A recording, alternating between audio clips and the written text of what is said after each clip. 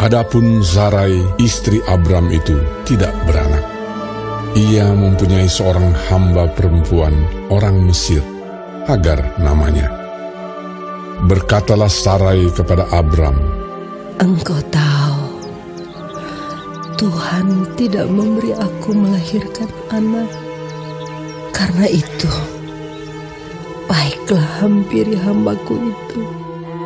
Mungkin oleh dialah aku dapat memperoleh seorang anak." Dan Abram mendengarkan perkataan Sarai. Jadi Sarai, istri Abram itu, mengambil Hagar, hambanya, orang Mesir itu, yakni ketika Abram telah 10 tahun tinggal di tanah Kanaan, lalu memberikannya kepada Abram, suaminya, untuk menjadi istrinya. Abram menghampiri Hagar, lalu mengandunglah perempuan itu. Ketika Hagar tahu bahwa ia mengandung, maka ia memandang rendah akan nyonyanya itu.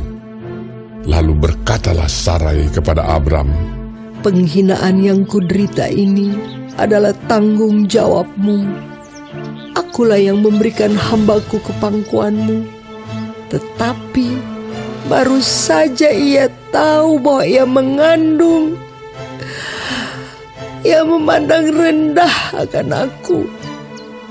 Tuhan kiranya yang menjadi hakim antara aku dan engkau."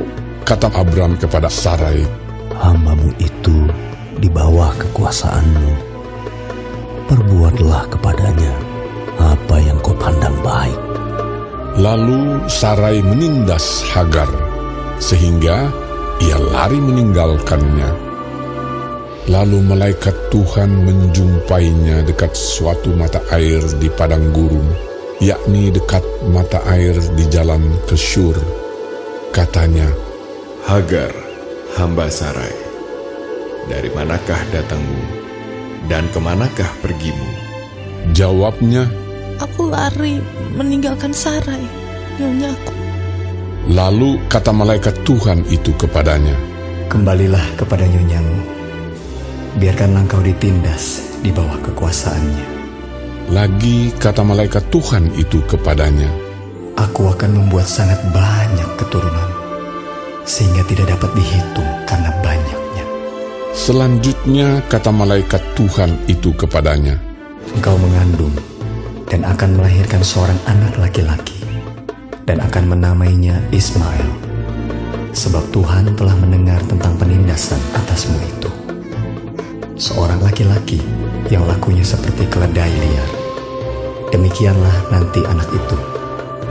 Tangannya akan melawan tiap-tiap orang, dan tangan tiap-tiap orang akan melawan dia.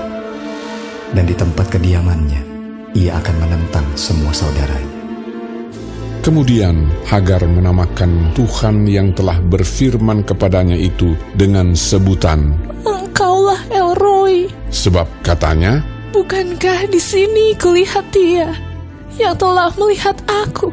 sebab itu sumur tadi disebutkan orang Sumur Lahai Roi. Letaknya antara Kades dan Beret. Lalu Hagar melahirkan seorang anak laki-laki bagi Abram, dan Abram menamai anak yang dilahirkan Hagar itu Ismail. Abram berumur 86 tahun ketika Hagar melahirkan Ismail baginya.